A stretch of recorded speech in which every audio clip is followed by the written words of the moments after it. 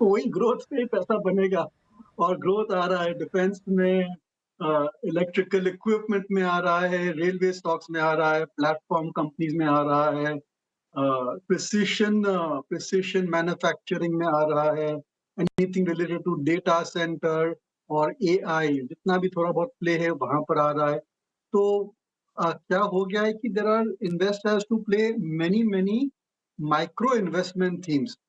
ऐसा नहीं है कि आपने एक ही इन्वेस्टमेंट थीम या एक इंडस्ट्री में या एक ग्रुप में पैसा लगा दिया, वैसा नहीं चल रहा है। बहुत सारे माइक्रो इन्वेस्टमेंट थीम्स में आपको इन्वेस्ट करना ज़रूरी है और ये थोड़ी कॉम्प्लेक्सिटी आ जाती है, लेकिन डाइवर्सिफिकेशन भी हो जाता है पोर्टफोलियो में।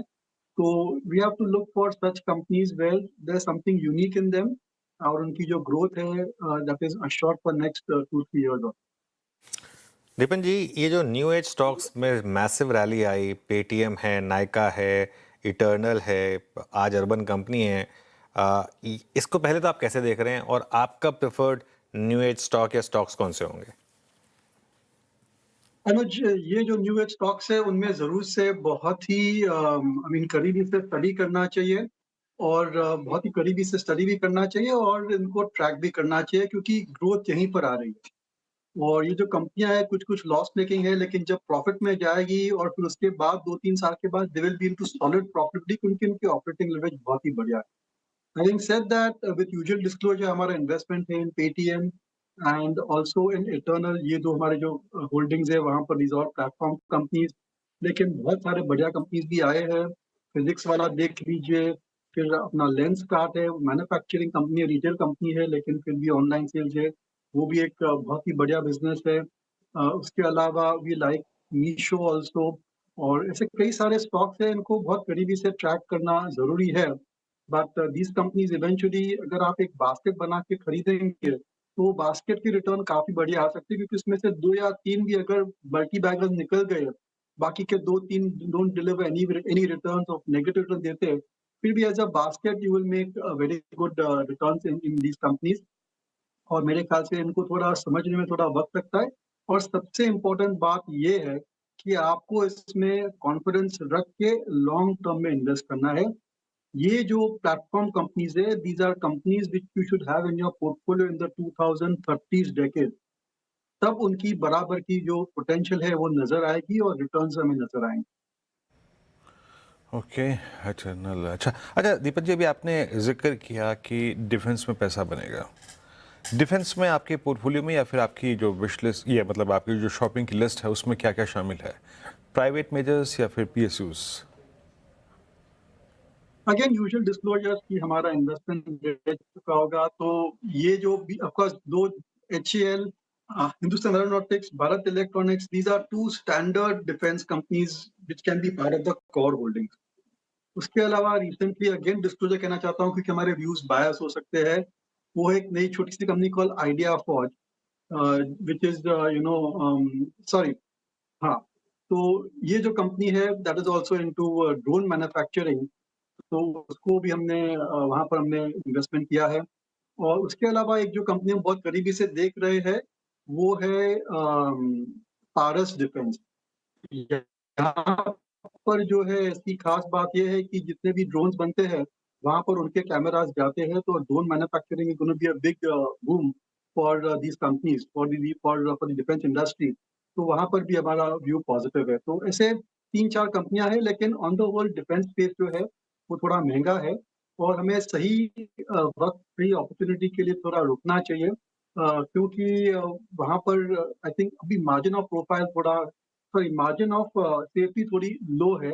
इसलिए I would just like to wait and watch for some time before deploying more money to defence और नए-नए आईपीओज़ आते रहेंगे और there could be some indirect place on defence as well.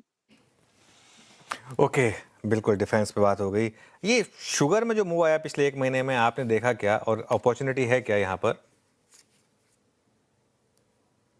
Definitely ये जो सेक्टर है ना बहुत साइक्लिकल है अनुज और अब लग रहा है कि अगले 2-3 क्वार्टर बहुत ही बढ़िया रहेंगे because of climatic factors. Brazil में आउटपुट है वो कम हो गया है और यहाँ पर भी ज़्यादातर डिप्लॉयमेंट जा रहा है फॉर एथेनॉल। उसकी वजह से आई थिंक अगले कुछ क्वार्टर्स इन कंपनीज़ के लिए बहुत ही अच्छे रहेंगे और अच्छे रिटर्न मिल सकते हैं। तो एक बहुत ही शानदार ट्रेडिंग अपॉर्चुनिटी हमें दिख रही है इन दीज़ कंपनीज़। और मैंने देखा है कि जब ये companies come into that cyclical upswing, उनके जब ये दिन अच्छे हो जाते हैं, तो रिटर्न्स माने सॉरी अर्निंग्स भी बहुत ही शानदार तरीके से बढ़ते हैं, और and investors start paying a higher valuation या पी मल्टीपल आल्सो। इसलिए डेफिनिटली इन कंपनीज़ को स्टडी करना चाहिए, इनको करीबी से देखना भी चाहिए, और वहाँ पर जो सस्ते कंपनीज़ है, द चीप फंड्स, और बहुत सारे होंगे मेरे ख्याल से विद रीज़नेबल वैल्यूएशन, ज़रूर से आई थिंक 1 साल की एक ट्रेडिंग अपॉर्चुनिटी यहाँ पर हमें दिख रही है कि बन रही है।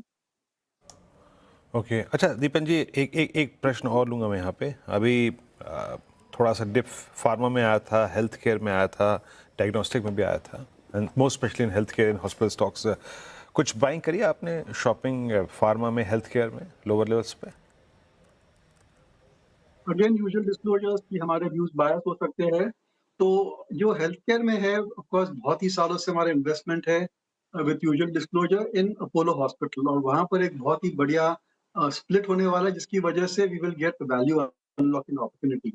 और इसके जो नतीजे आए हैं पिछले कुछ क्वार्टर से बहुत ही बढ़िया आए हैं, और जो उनका मेन हॉस्पिटल बिजनेस है, वहाँ पर anywhere from 30 to 40-50% increase in capacity होने वाली है अगले 2-3 साल में, जो कि शायद मार्जिन डिप्रेस कर सकती है, लेकिन लॉन्ग टर्म ग्रोथ के लिए बहुत ही बढ़िया है, सस्टेन लॉन्ग टर्म ग्रोथ। और बाकी जो उनके बिजनेसेस है, which is online health care, और for that matter pharmacy stores या फिर डायग्नोस्टिक्स है, those are also decent growth businesses. Health care में हमारा जो स्ट्रैटेजी है, that is to go for niche players.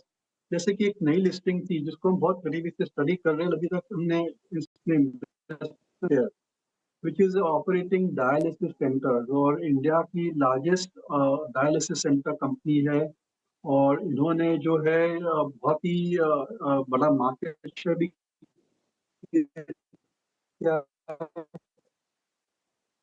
और काफ़ी अच्छा ग्लोबल फुटप्रिंट भी है इस कंपनी का। यहाँ पर हमें थोड़ा फ़ोकस करने की ज़रूरत है। दूसरी एक कंपनी है हेल्थ केयर ग्लोबल, जो कि कैंसर ट्रीटमेंट पर फ़ोकस करती है। तो within that I think niches we are exploring. एक और कंपनी है डॉक्टर अग्रवाल, जिसका मर्जर हो रहा है। थोड़ा महँगा है अभी, लेकिन इसके भी पोटेंशियल बहुत ही बढ़िया हमें लगते हैं। तो वहाँ पर भी आप देख सकते हैं। And the second part about pharma, pharma में we looking for differentiated businesses, तो वहाँ पर वो खात में हमारा व्यू पॉजिटिव है। अभी जो कोर बिजनेस है, that is also doing very well. और अगर जो भी अपसाइड्स आएंगे from the new discovery of the new molecule, that is not estimated, management भी एस्टिमेट नहीं कर पाती है, but it could be quite phenomenal. और ये हम एक अपॉर्चुनिटी ज़रूर से प्ले कर सकते हैं। ऑल राइट दीपन जी, बहुत बहुत शुक्रिया आज हमारे साथ जुड़ने के लिए, अपना समय देने के लिए। Have a good weekend.